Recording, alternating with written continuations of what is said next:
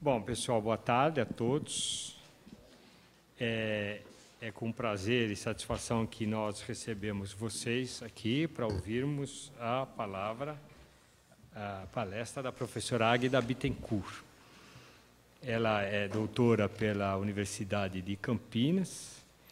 Ela tem um pós-graduação, um pós-doc numa escola francesa, que está escrito aqui, mas eu me recuso solenemente a ler, porque eu nem imagino como se lê em francês. E hoje ela é professora, doutora da Universidade Estadual de Campinas também. É a segunda palestra que nós estamos tratando. A primeira foi com o professor Menezes. A semana que vem, de hoje a uma semana, a palestra será com a professora Maria Lúcia Vasconcelos, que foi secretária da Estadual da Educação. Vocês também estão convidados a vir. E essas palestras, que vai culminar no dia 17 com o professor da Escola da Ponte, daqui a pouco eu lembro o nome correto do português, José Pacheco, desculpa, que vai culminar com a palestra do professor José Pacheco na quarta-feira, dia 17 de outubro. As 4 palestras serão relatadas em um livrinho para nós, vão ser traduzidas, vão ser escritas, e as 4 têm o DVD, se vocês assim o desejarem, é só pedir, que a gente já está enviando para vocês já já. As palestras, elas visam exatamente trabalharmos com a prospecção de como será a nossa profissão daqui para frente. Todas as mudanças tecnológicas, as mudanças nas relações de trabalho que nós estamos tendo, e como isso vai interferir dentro da sala de aula e dentro da nossa profissão. O que significa isso? Como é que isso está sendo tratado? Como é que isso está sendo visto? O que é que vai acontecer com os professores? Essa é uma preocupação que nós temos para projetar o nosso futuro enquanto profissionais. Existe hoje o início de uma demanda pela educação à distância, que ainda está restrito à escola, basicamente à escola superior. Nós não temos ainda ideia se isso vai atingir a escola básica a médio prazo. Isso é um assunto delicado que nós estamos tratando. E também o problema de como trabalharmos para colocarmos os nossos alunos em contato com a realidade eu vou chamar de mercado, mas todo mundo entende que não deve ser uma palavra muito bonita para eu usar aqui, mas é isso mesmo, né? O que nós vamos ter que dar aos nossos alunos daqui para frente. E esse motivo, essencialmente, da nossa profissão é que nos trouxe a essa reflexão que nós vamos fazer hoje, como eu disse, pela segunda vez com a professora Águida. Pessoal, boa tarde. É um prazer enorme estar com vocês.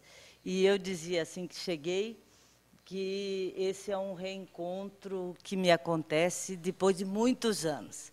Eu iniciei a minha vida profissional em escola particular de educação infantil. Fui professora de escola de faculdade privada. E fui professor, e depois, então, entrei na universidade. Estou lá há curtos 30 anos. Bom, então, diante disso, mas a escola privada foi meu objeto de trabalho também, muito recente. Há uns 10 anos eu trabalhei com uma escola normal de Campinas, que foi o Colégio Progresso. Sou mãe, tenho filhos, sou avó, tenho neta.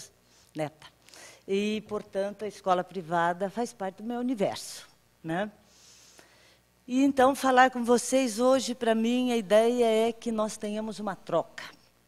Eu quero me alimentar de vocês, mais do que vocês de mim, eu quero crer. E, na verdade, eu recebi o convite, fiquei encantada com a ideia, aceitei imediatamente, não fiz grandes perguntas ao professor Luiz Antônio, falei, lá vou eu. Só que essa semana, ao preparar o trabalho, eu pensava, mas por quê? Porque eu, que queres tu de mim?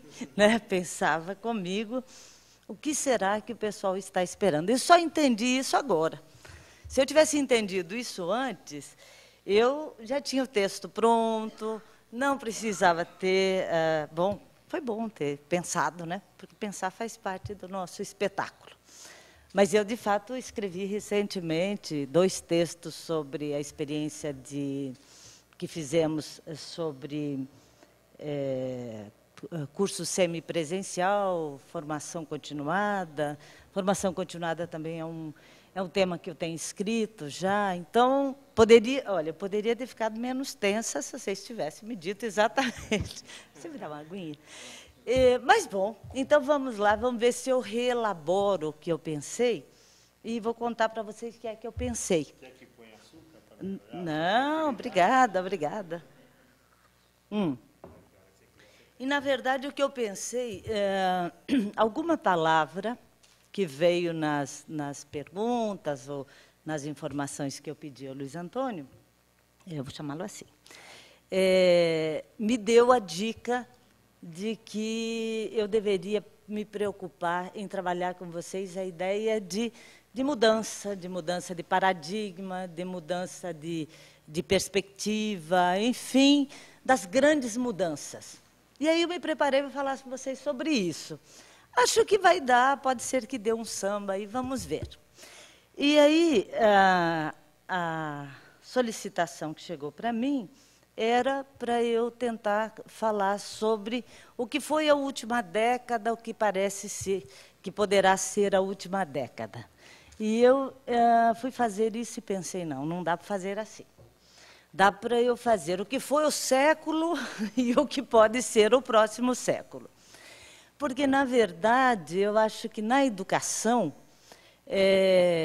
as mudanças são muito lentas e elas são, na verdade, mudanças e permanências. E essas permanências são muito interessantes de a gente analisar como é que um projeto, né, se prolonga muito além do que ele foi projetado. Mas imaginar uma coisa mais ou menos assim. E aí eu venho estudando recentemente, agora como a gente é esse misto, né, de professor, dirigente, às vezes, e de pesquisador. E eu, na minha tarefa de pesquisadora, eu estou trabalhando com a tentativa de entender de onde veio o projeto que se instalou como Projeto Nacional de Educação no Brasil, né? E aí foi interessante porque eu estou fazendo essa pesquisa a partir da biografia do Anísio Teixeira, né? Então, fui fazendo um pouco ancorada e apoiada sobre a perspectiva da História Nova, vendo os personagens. Quem são esses personagens e como é que esses personagens chegam a propor um projeto que se converte num projeto nacional, tá? E nessa minha busca, evidentemente, eu achei uma quantidade de nomes de educadores. E o educador mais marcante da história da educação brasileira no século XX é, sem dúvida, Anísio Teixeira, sem sombra de dúvida. Então, vamos analisar, lá fui eu entrar nos meandros da vida do Anísio Teixeira, sendo ele um educador sobejamente estudado. Eu penso que é o mais estudado desse país. E aí, bom, o que é que eu fui procurar? Mas eu fui estudar a biografia do Anísio Teixeira, tentando entender o projeto. Qual é o nosso projeto? Porque eu sou, com essa historinha que o Luiz Antônio contou, eu sou oriunda da educação, desde os meus 11 anos de idade. Então, eu estou na educação desde a minha formação média. Bom, e eu tinha uma compreensão de que tínhamos um projeto de educação e que, a partir da reforma feitas pelo governo militar, mudamos de projeto e depois ficamos brigando com esse projeto para tentar construir outro, e é o que, em tese, fizemos ou estamos fazendo a partir de 88, da última Constituição e da última LDB. Bom, a minha grande surpresa é que eu não vi esse corte que teria ocorrido com o governo militar, com as reformas feitas pelo governo militar. Na verdade, o que eu vi é que o espírito, o pensamento, a grande proposta que o governo militar vai aprofundar a partir de 68, 71, etc., era um projeto que já estava posto a partir dos anos 50. Então, daí porque a minha vontade de analisar mudanças e rupturas, permanências e mudanças, né? Bom, o que eu quero dizer com isso? E aí vou tentar focar um pouquinho na formação de professores, porque eu entendo que o projeto de educação ele está calcado na construção de uma ideia de professor. E a construção de uma ideia de professor se faz dentro também, né, especialmente, nos espaços onde se formam os professores, os espaços que nós criamos para formar professores. Pois bem, a minha ideia é que há uma grande tentativa, uma grande aliança nacional que vai ocorrer nos anos 30, né? Com a criação do Ministério da Educação, coisas que nós já estamos cansados de saber. Mas tem uma coisa importante que eu não sei se foi bem estudada até agora. Eu tenho algumas dúvidas, né? Que é o projeto de universidade que nós vamos ter a partir da criação da USP, né? Na verdade, nós temos uma história anterior à USP, que está na Associação Brasileira de Educação e na Academia Brasileira de Ciências, que nos anos 20 e nos anos 30 vão discutir fortemente que universidade é essa que o Brasil precisa. Ora, o Brasil está atrasadíssimo, né? É o último país da América Latina a construir a sua universidade, a constituir uma universidade. Os outros países todos já tinham, salvo algum que eu possa ter perdido de vista. Mas, se a gente pegar do México, já tinha séculos, né? Da Argentina, da Colômbia, do Chile, enfim. E o Brasil não tinha sua universidade, mas discutia fortemente que universidade era essa. E nesse universo da discussão estava um grande problema nacional, né, que era um país de analfabetos, né, um país com muito pouca escolaridade, descentralizada essa escolaridade, com estados com melhor qualificação, outros menor qualificação, etc., etc. Mas a verdade é que não tínhamos, né, e demoramos muito para ter, até hoje não conseguimos universalizar a nossa escola secundária, né? Havia uma preocupação forte com o ensino superior, né? E não havia uma escola secundária universalizada, nem aproximada do volume da educação primária ou da escolarização primária. Bom, isso é uma das características dessa história que chega aos anos 30. A outra característica é que no ensino superior tínhamos basicamente escolas profissionais, né? Basicamente a de medicina, de direitas, de engenharia, alguma de belas artes, uma outra isolada, mas, na verdade, escolas profissionais. O que é que não tínhamos? Não tínhamos pesquisa. Ou tínhamos pesquisa? Sim, tínhamos. No Instituto Agronômico de Campinas, no Instituto não sei o quê, no Oswaldo Cruz, alguns institutos. Mas não tínhamos o que daria a base de uma universidade, que é a relação ensino-pesquisa, pelo menos. essa discussão que vai ocorrer aí nesse período é extremamente interessante, né? Qual é esse modelo? Que compromissos tem que ter esse modelo de universidade? Ora, entre 34 e 35 se criam duas universidades, que é a USP e a Universidade do Distrito Federal, a UDF, criada sob a liderança do Anísio Teixeira. Bom, e aí nós temos os dois modelos de universidades se instalam. A USP se instala uma universidade, bom, como bem disse a Irede Cardoso, né, a Universidade da Comunhão Paulista.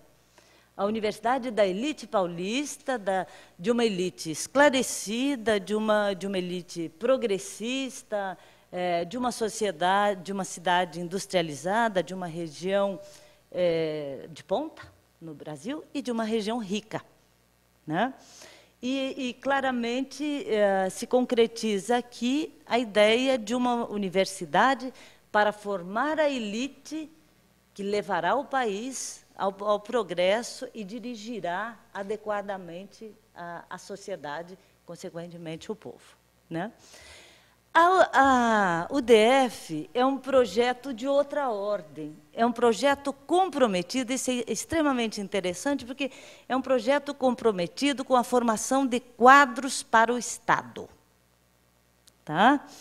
E é uma universidade que tem apenas 5 unidades, 5 unidades de ensino e pesquisa.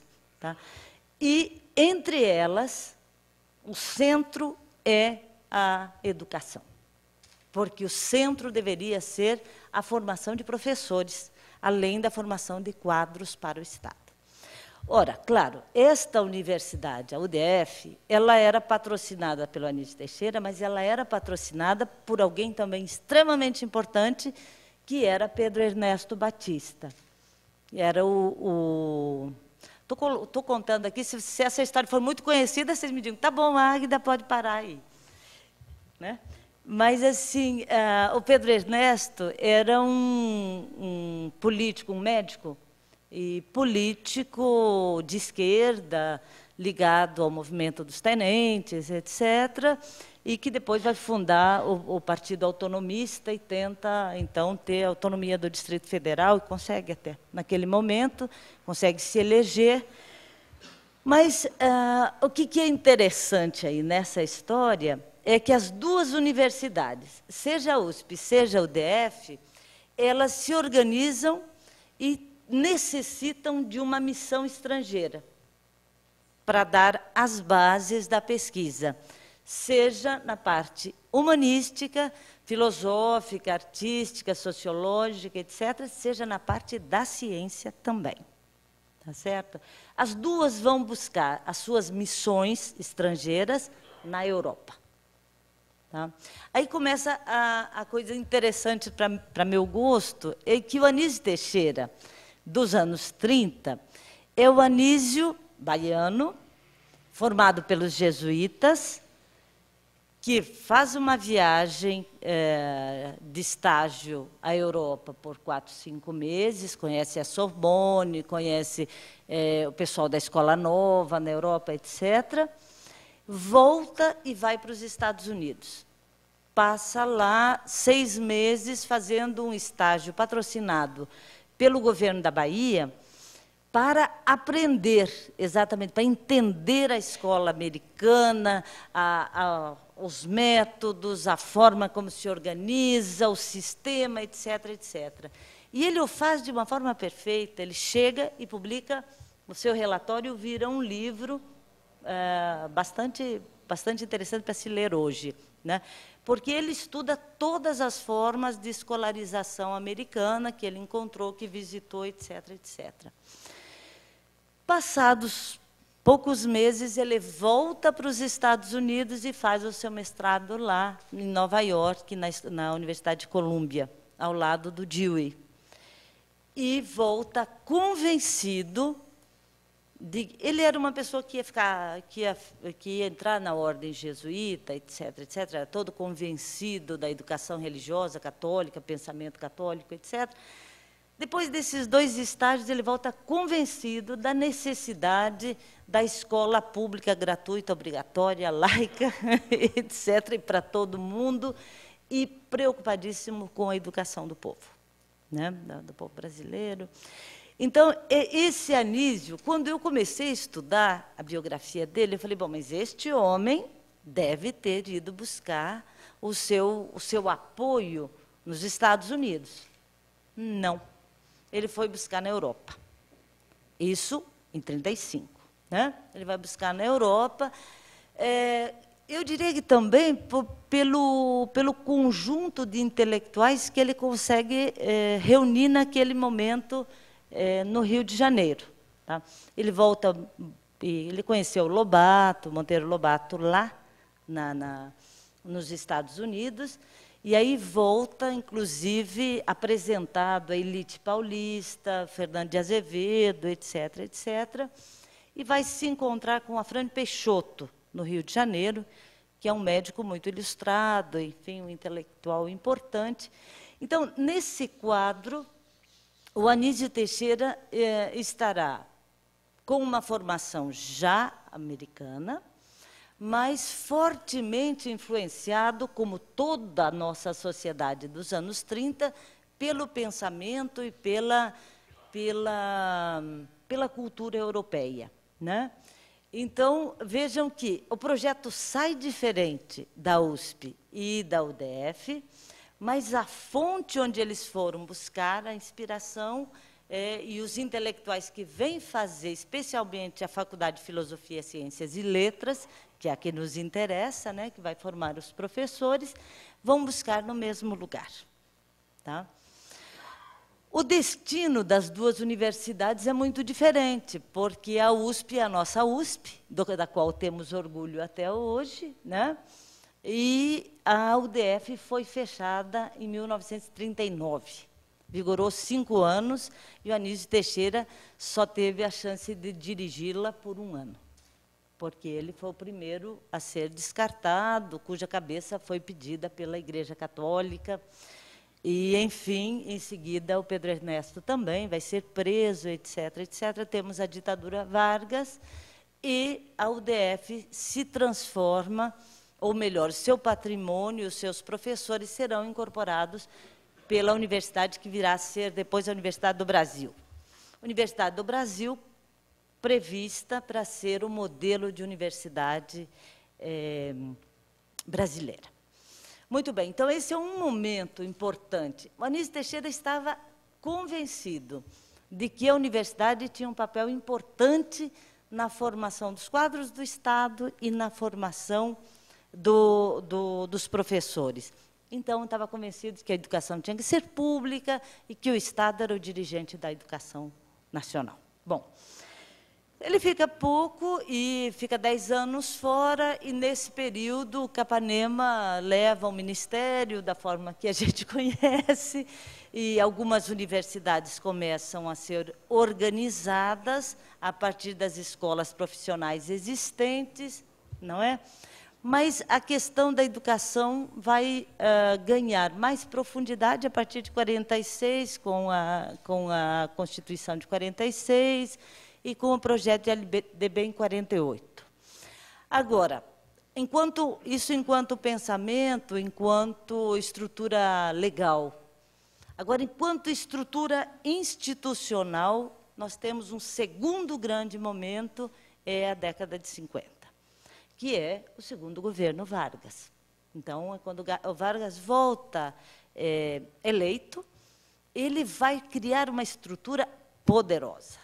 E aí é muito interessante observar, porque ele vai cercar-se de intelectuais liderados já por um advogado com pós-graduação, vamos dizer assim, se fosse possível naquela época, mas com uma formação posterior muito voltada para a economia. Então, se uma grande mudança, uma grande ruptura ocorre na história da educação brasileira, na minha compreensão, esta será nos anos 50, quando vamos deixar de buscar toda a inspiração na Europa e vamos buscar inspiração nos Estados Unidos. Ora, como é que isso vai acontecer? Para mim, as grandes instituições criadas aí no começo da década de 50, que são exatamente em 51, são a CAPES e o CNPq. A CAPES e o CNPq são criados pelo governo brasileiro para modernizar o país. E modernizar o país significa criar infraestrutura humana, de pensamento, de formação, de qualificação, etc., etc., para receber o projeto de desenvolvimento que o governo pretende fazer. Ou seja, industrialização forte, modernização através de estradas, transportes, enfim.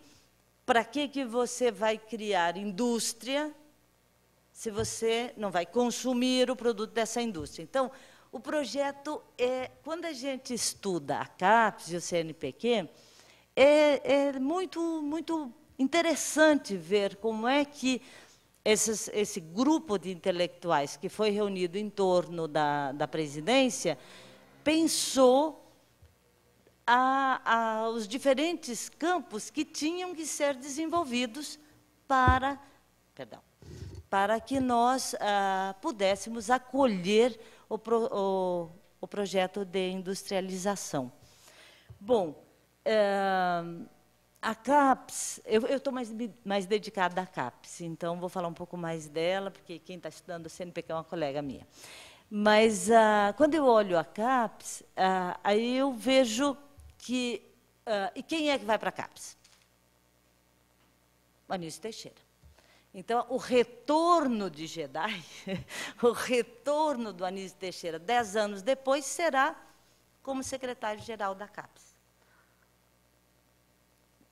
E aí, a gente vai observar, por exemplo, quando a gente olha os educadores da década de 30, são todos advogados. Fernando Azevedo, Anísio Teixeira, e aí você vai procurando, são todos advogados, ou médicos, mas a grande maioria advogados. De 50 para frente, isso vai mudar. Nós vamos ter a entrada lenta, porém segura, dos economistas para o lugar dos advogados. E aí o que é interessante, essa mudança de paradigma, ela não é brasileira. Ela é uma mudança mundial. A gente está fazendo pesquisa com grupos americanos e franceses e observando como que a mudança é uma mudança da concepção de Estado. É uma mudança da forma de olhar a sociedade, que não mais pelo direito, e sim pela economia. Tá? Bom, o que a CAPES vai fazer é um projeto super... Posso ir? Vou sem susto? O que ela vai fazer é um projeto muito interessante. Primeiro, ela deve estudar a criação das universidades e das pós-graduações. Tá? Para fazer isso, ela terá como instrumentos na sua mão as bolsas de estudos para mandar as pessoas mais preparadas e mais brilhantes daqui para fora, para se qualificarem e voltarem, montarem os centros de pesquisa. Essa é uma das estratégias. A outra estratégia é buscar no exterior aqueles pesquisadores, aqueles investigadores importantes nas diferentes áreas que interessam ao país, para virem para cá, fazerem o estágio e criarem os centros. Paralelamente, eles farão uma outra coisa, e essa que é genial também, que é montar fazer levantamentos de necessidades de profissionais, por um lado, e levantamento da existência de profissionais também. É preciso que se diga que é nesse momento, no final da década de 40, que se cria a Fundação Getúlio Vargas, que se cria o IBGE, que se cria o BNDE, que nós temos a Comissão Mista Brasil-Estados Unidos, enfim, é uma série de órgãos, todos eles articulados em torno do mesmo projeto: desenvolver o país, fazer a industrialização, modernizar o Estado. Ora, a universidade está nesse universo, e a educação também, né? Então, a educação passa a ser importante. Mas é curioso, porque eu acho que a gente ficou meio esquizofrênico nesse processo.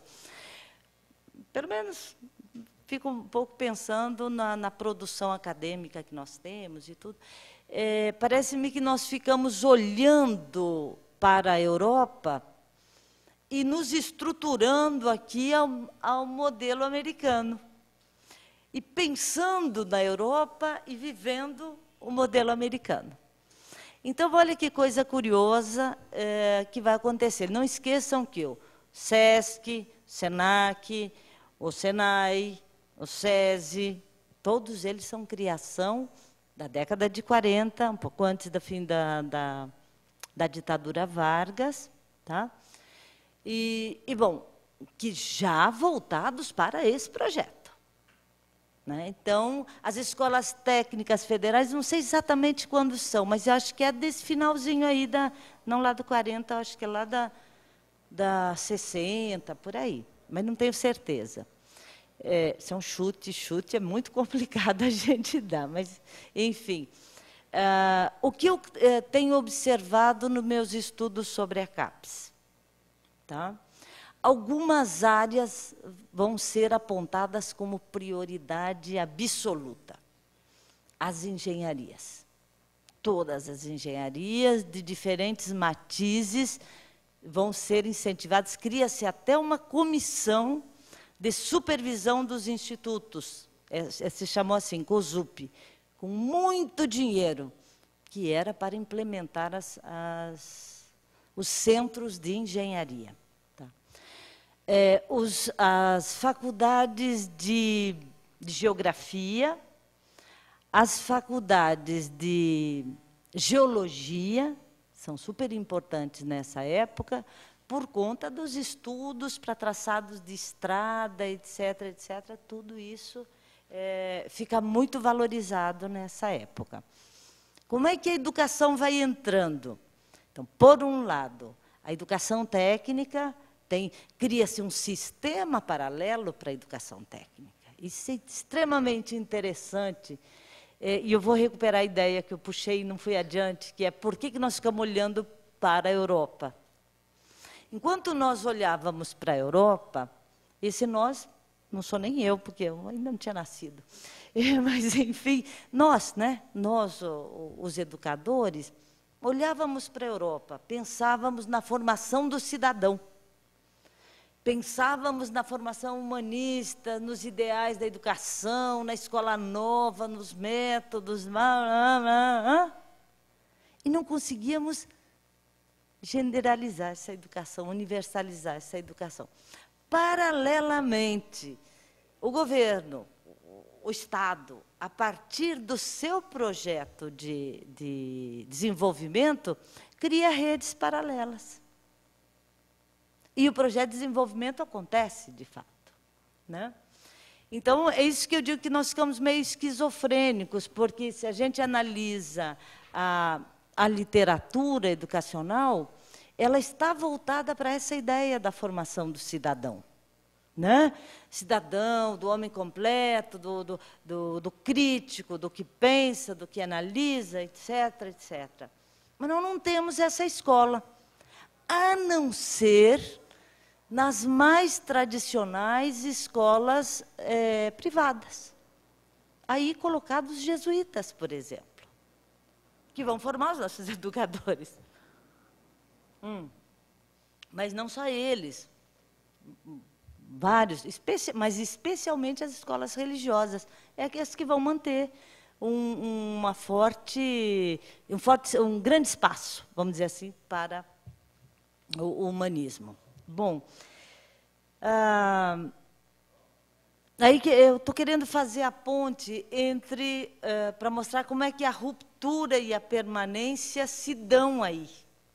Na verdade, o que eu vejo é que, a partir dos anos 50, entra no nosso universo uma perspectiva de educação para o progresso, educação para a ascensão social, a educação para produzir, a educação para vencer, a educação para qualificar para o trabalho. E é isso que depois os militares sacralizam na reforma, transformando boa parte do nosso ensino médio, pequeno ainda, etc., em escolas técnicas de formação profissional. Ora, eu acho que, então, eu não vejo que houve ruptura aí. Eu vejo que a tentativa de ruptura é nossa nos anos 80. Tá? Agora, o que os militares conseguiram fazer, eles o fizeram porque havia toda uma base já feita. E onde que a gente vai achar isso? Nos nossos intelectuais que faziam a circulação, porque a elite intelectual ela tem circulação internacional. E não é hoje que ela tem. Hoje, mais do que a elite, até a classe média, nós já fazemos. Mas a elite o fazia desde sempre, a circulação internacional. E por que é importante olhar a circulação internacional? Porque tem um pensamento que é hegemônico em cada momento. E esse pensamento que é hegemônico, ele forma as elites dos diferentes países. Tá certo? Então, nós logramos formar o nosso Estado Nacional, a nossa ideia de Estado Nacional, estruturar o Estado Nacional e a educação nacional num momento de hegemonia americana, pós-Segunda Guerra Mundial. Tá?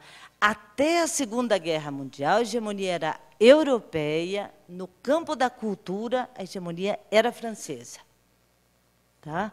Francesa, com forte influência alemã também, italiana, mas era francesa. Agora, a partir da Segunda Guerra Mundial, a hegemonia é americana. E a circulação vai se dar sob essa hegemonia. Vocês vão dizer, mas como sob essa hegemonia? Ora, pois. Por quê? Porque o país hegemônico põe dinheiro nessa circulação.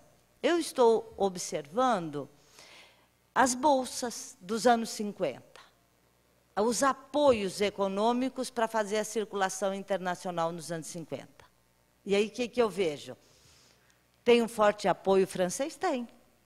Nas artes, na literatura, tem. Mas ele vai diminuindo. Tá? E vai entrando com força, porque já desde a década de 20, vai entrando a Fundação Rockefeller, fortíssima. E ela vai financiar o quê? Ela vai financiar genética, física, medicina em geral. Tá? A economia, a Fundação Ford. Aí vem a Fundação Ford. Fundação Ford financia ciência política, economia. Tá? Aí o governo americano financia, e assim nós vamos.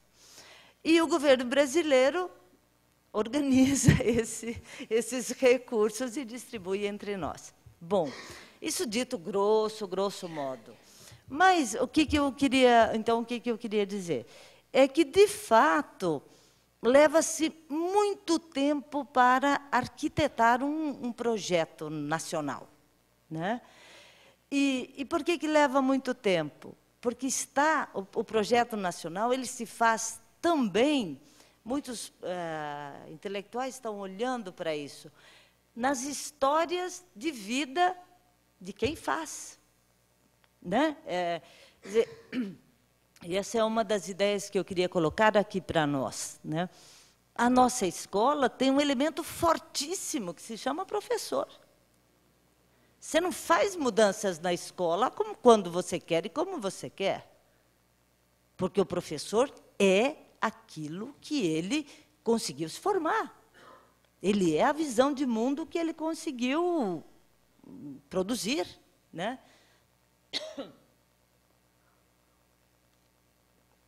E a visão de mundo não se desfaz para fazer outra.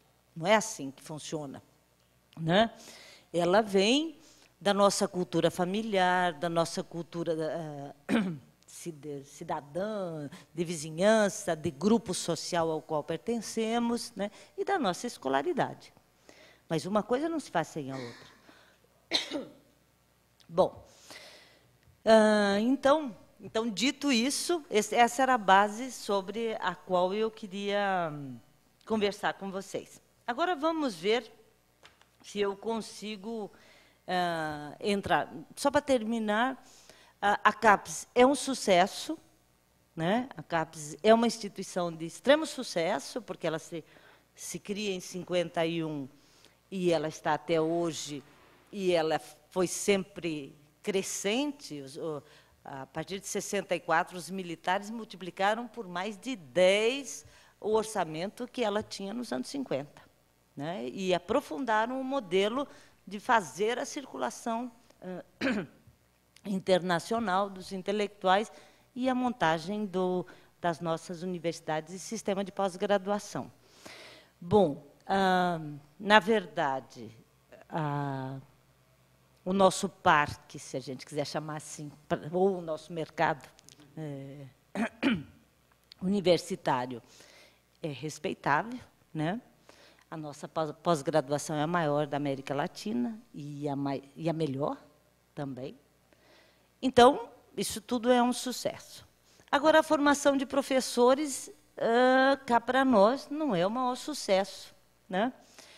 E se a gente olhar bem, assim, focar na formação de professores, nós vamos ver, por exemplo, o que aconteceu com a USP.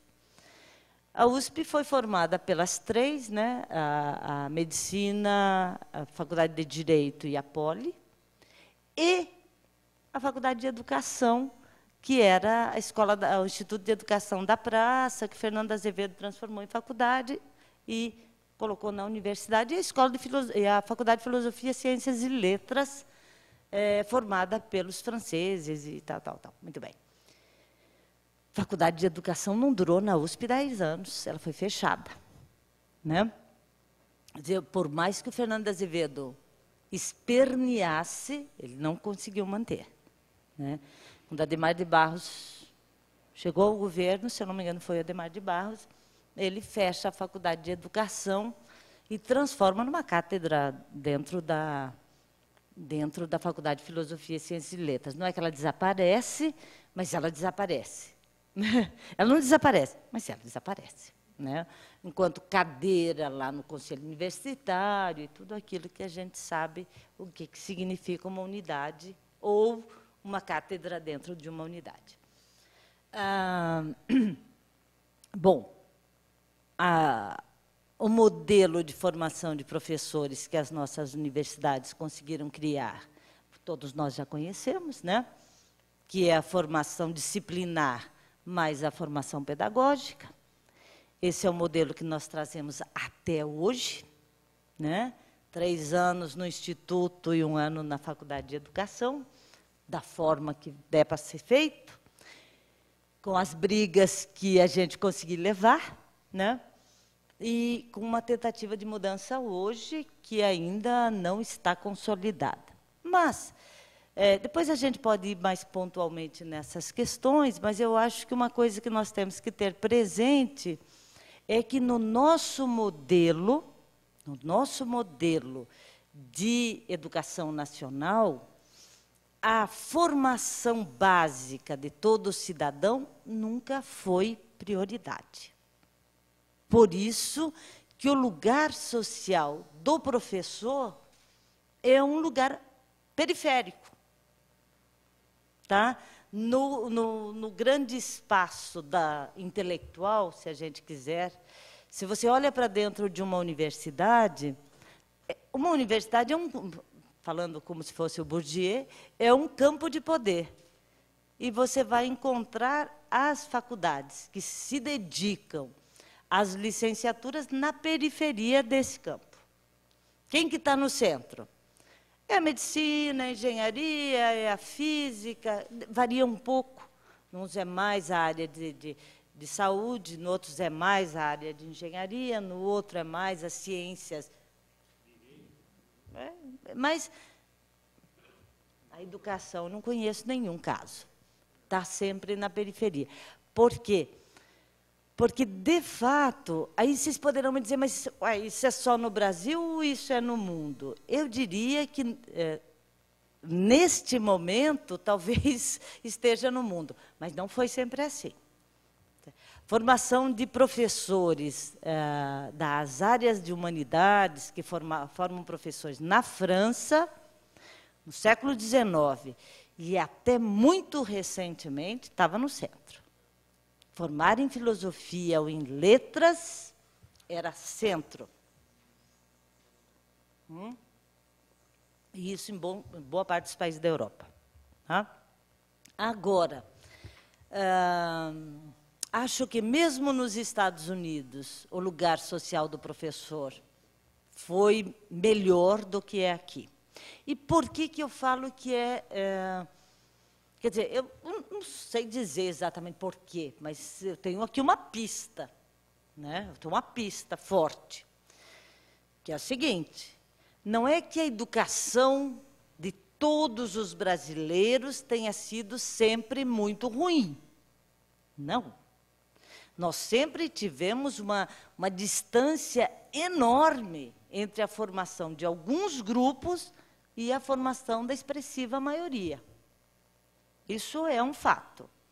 E nós continuamos tendo essa distância, né? Então, e isso hoje não dá mais para pensar como se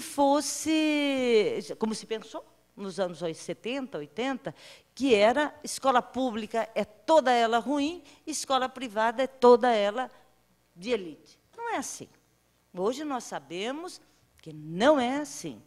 Nós temos escolas de elite, ponto. A expressiva maioria delas, no nível médio, são privadas. Mas, no nível superior, ainda a expressiva maioria são públicas. Mas nós temos algumas escolas públicas que são de elite. São poucas, mas temos. O exemplo são as federais. Tá? Vocês dirão, mas que federais? Eu digo, por exemplo, a Escola de Cadetes de Campinas. Uma escola militar? É uma escola militar. Mas ela é uma escola que forma o pessoal que passa direto no vestibular, no primeiro curso, lá no ITA, não sei aonde, na medicina. Bom, o que eu estou chamando? Estou chamando de projetos especiais dentro das redes públicas. Nós temos sempre projetos especiais. Se a gente olhar, por exemplo, para as escolas técnicas estaduais no estado de São Paulo, eles também jogaram esse mesmo papel. Campinas tem 2.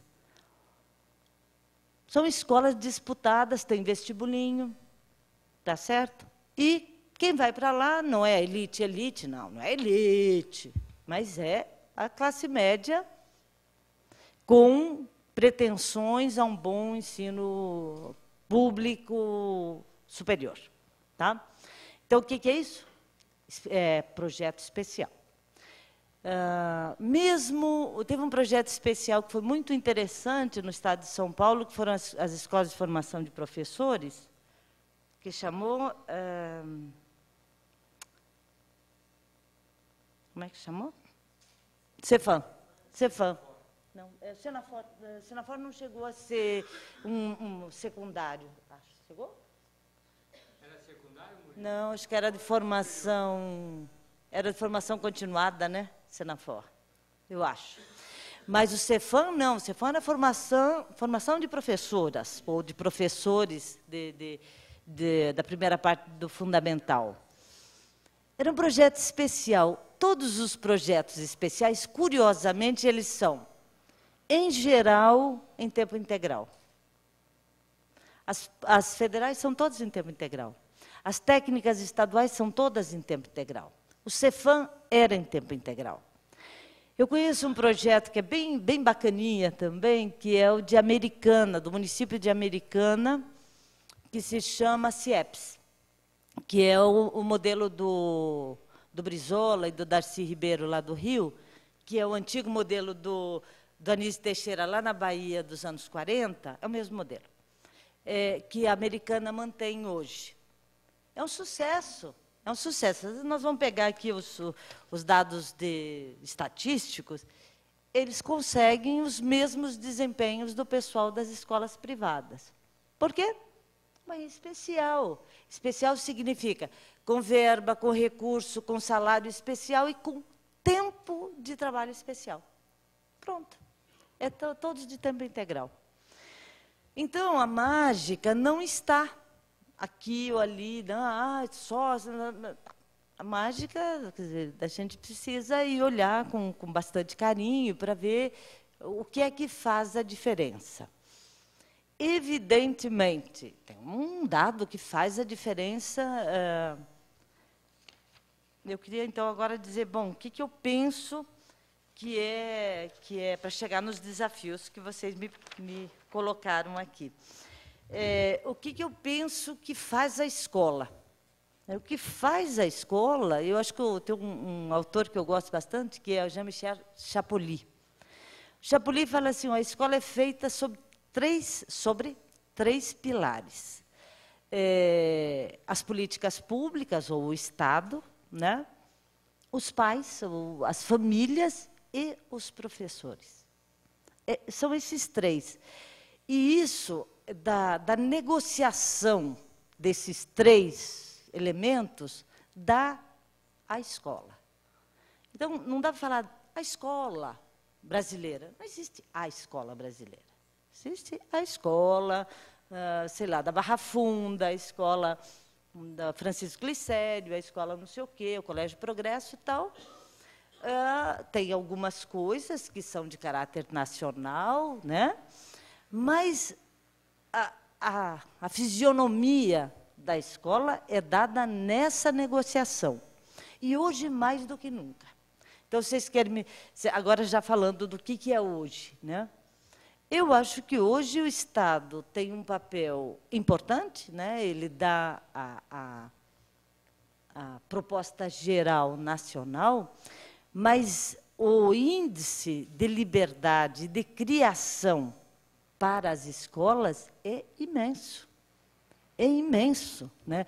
Você não tem mais os currículos prescritivos, com tábua de matéria, não, nada disso. Tem uma ideia geral do que seria o mínimo nacional a ser garantido, e, a partir daí, senhores professores, dirigentes de escola e famílias, porque as famílias não estão para brincadeira, né? Vamos tratar de fazer a nossa escola. Então, qual é o grande desafio? O grande desafio é trabalhar em liberdade, por um lado, pensando no nosso hoje. Esse é o primeiro grande desafio. O segundo grande desafio é que este professor que está aí, ele é o professor que este sistema de nível superior forma. E nós sabemos que aí uma coisa que eu não falei, salvei totalmente os militares, o objetivo não é esse, absolutamente. Até deixa eu falar isso, porque ainda mais está gravando. É importante que eu diga que, se não houve uma quebra de paradigma, houve uma quebra muito brutal na execução do paradigma que vinha. Por quê? Qual era o que fazia que o projeto do Anísio Teixeira fosse muito sedutor nos anos 60? E, portanto, muito diferente do que os militares fizeram a partir de 70. O Anísio Teixeira, vou fazer justiça aqui também, senão fica muito feio. O Anísio Teixeira, a minha hipótese é que ele, na CAPES, estava completamente enrolado nesse projeto de desenvolvimento nacional, etc., e de progresso. Ele vai sair em 52, permanece na CAPES, mas ele assume a direção do INEP. E aí, a partir do INEP, é que ele faz a política de educação. Não é a partir da CAPES. Tá?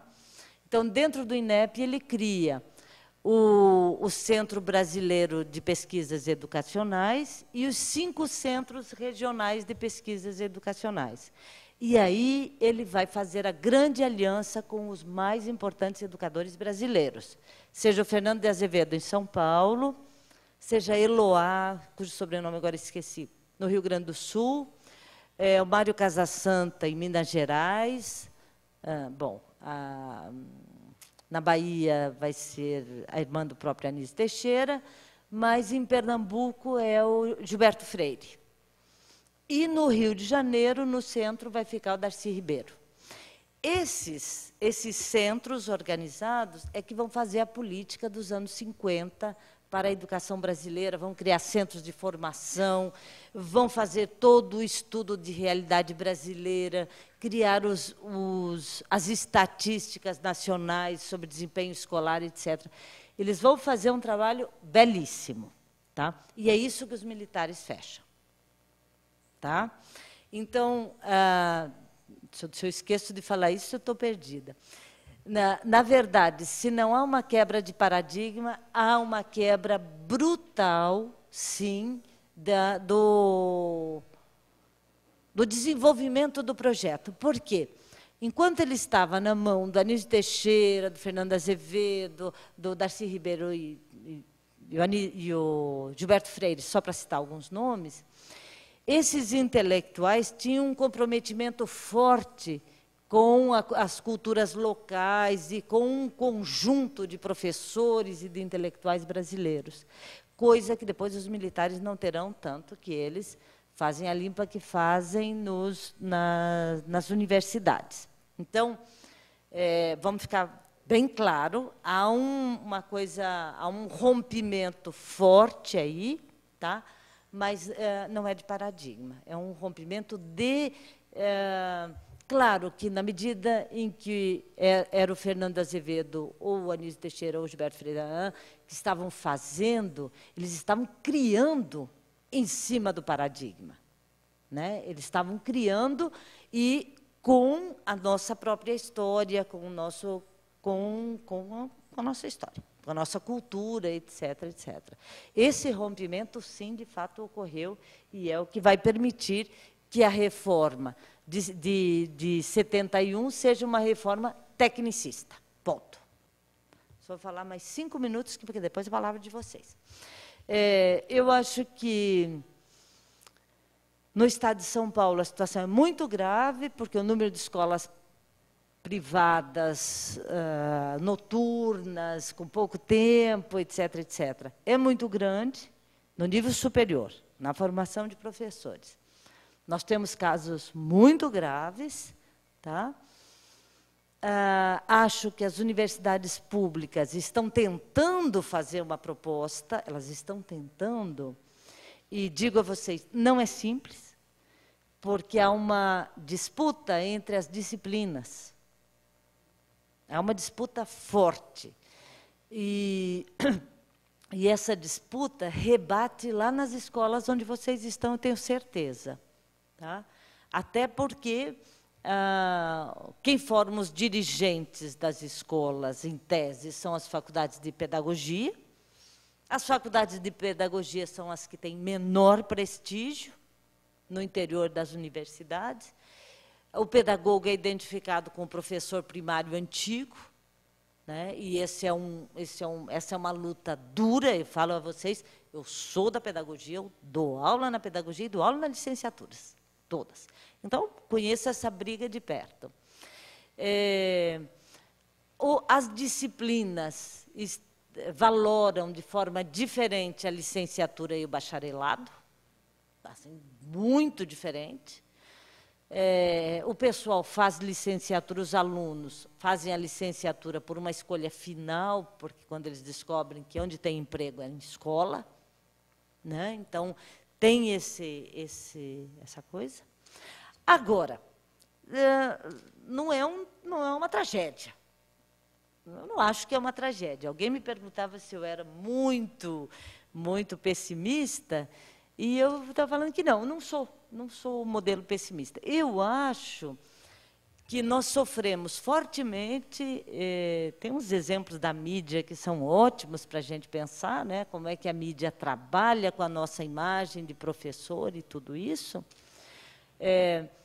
Mas, por outro lado, escapar da existência de escola, de escolarização, é quase impossível hoje, eu acho. E a outra coisa é que vai ficando cada vez mais difícil manter escolas muito precárias e escolas muito boas. Por quê? Porque não dá para formar... Quer dizer, onde que você vai arranjar os quadros de professores para as escolas muito boas? Você tem que formar bons professores para ter escolas muito boas. E o grau de exigência das famílias, ou melhor, o número de famílias que pode fazer exigências, cresce. É maior hoje. Porque o índice de analfabetismo no país caiu muito. Você não tem mais pais analfabetos, muito poucos. Estou falando de uma sociedade que é urbanizada. Nós temos a expressiva maioria da nossa população na zona urbana. Não temos mais. Né? O pai é analfabeto dos anos 50, pelo menos não no mesmo nível. Então, as exigências da sociedade são muito grandes. E a escola tem que dar conta disso, e nós, professores, temos que dar conta disso, e as universidades têm que dar conta disso. Bom, grande novidade no fronte, duas. Uma, formação continuada. Grande panaceia, todo mundo fala de formação continuada, isso vai ser um sucesso. Eu escrevi que eu não gosto muito desse negócio, embora eu tenha defendido fortemente a ideia de que o professor tem que ser um ser que estuda, que pensa constantemente. Estuda. Agora, a formação continuada, depois que ela entrou na lei, ela virou uma coisa muito louca, porque é assim, cursos iguais a cursos. Ora, quem está precisando, quem busca a reflexão, o pensamento tal, não necessariamente está buscando curso. E ainda mais de fim de semana, ainda mais de noite, ainda mais concentrado. Bom, então, aí temos coisas fortes a pensar e discutir, etc. Outra grande vedete, educação à distância. Tecnologias educacionais, etc. Eu venho de coordenar um curso de pós-graduação, foi dado em 1 ano e meio para 6.000 diretores de faculdades, diretores de escola do Estado de São Paulo.